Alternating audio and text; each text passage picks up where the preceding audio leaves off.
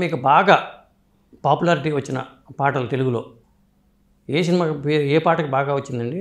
ఎక్కువ యాస ముఖ్యంగా జ్యోతిలక్ష్మి గారు, సిల్క్ స్మిత గారి పాటలు, ఎలమ్మ తర్వాత జయమాలిని గారి పాటలు.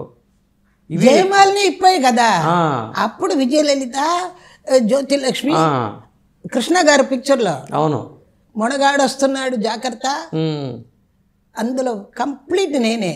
ఓకే. తర్వాత మన డైరెక్టర్ ఉన్నారు కేఎస్ఆర్ దాస్ గారా? కాదు కాదు కాదు, అది పెద్ద డైరెక్టర్. అతని పిక్చర్లు అన్నీ తాత మనవాడు తీశారే, దాసనారాయణ గారు. వాళ్ళ పిక్చర్లు అంతా నేను పాడాను. ఇలాగ పాటలంతా వచ్చింది. తర్వాత ఎక్కడ వాయిస్ విని మన రామారావు గారు, తిరువిక్రమరావు గారు, ఆయన ఈవిడ ఒక అమ్మాయి వచ్చింది, ఆవిడ పిలిచి ఆవిడకి బాగా ఇవ్వాలి ఓకే అని మంచి మంచి పాటలు.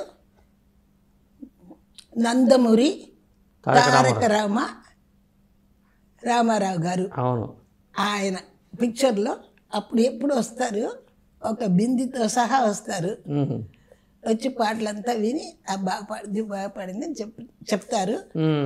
ఎప్పుడు ఏ లోటు లేకుండా పాటలు, ఎక్కువ పాటలు ఇచ్చారు. నాకు తెలీదు, నాకు పేరంతా నాకు తెలీదు, అంతే. నేను పాడాను అంతే, నాకు తెలుసు. ఆయన కలిసారా ఎన్టీ రామారావు గారిని ఎప్పుడన్నా మీరు? ఏమండి, ఎన్టీ రామారావు గారిని కలిసారా మీరు? అవును. మొదటిసారికి ఎప్పుడు కలిసారు? ఎప్పుడంటే అప్పుడప్పుడు మేము రిహార్సల్స్కి వెళ్తున్నాం కదా, అప్పుడు రామారావు గారు వచ్చేస్తారు. ఓకే. రామారావు గారు వచ్చి పాటలంతా విని ఇది ఇట్లా కావాలి, అది ఎట్లా కావాలని అన్నీ చెప్తారు.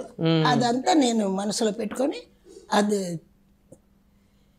నాకు తెలిసింది గొప్పగా పాడానని ఆయన చెప్పారు, అదే నాకు తెలుసు. అదే అంటే మీ వాయిస్లో ఒక ప్రత్యేకత ఉంటుంది, ముఖ్యంగా అలాంటి వాళ్ళకి జ్యోతిలక్ష్మి గారికి కానీ విజయలలిత గారికి కానీ ఆ ప్రత్యేకత, అది ఎవరు గుర్తించారు అసలు దీన్ని, ఆ ప్రత్యేకతని? ఇది మీ వాయిస్లో ఉండే ఈ జ్యోతిలక్ష్మి గారికి కానీ పాడించవచ్చు అని తెలియదండి నాకు, అదంతా తెలియదు. నా చిన్న ఆవిడ, నేను చిన్న ఆవిడ. ఏది వాళ్ళు ఇస్తే, ఏ పాట ఇస్తే ఆ పాట నేను కరెక్ట్గా గ్రహించుకొని అది పాడేస్తాను. ఓకే. అంత అప్పుడంతా ఒక సాంగ్ ఇప్పుడే నేర్పించి ఇప్పుడే తీయాలి అలా కాదు. ఒక పాటకి రిహార్సల్స్ అది మాత్రమే అవుతుంది. ఓకే.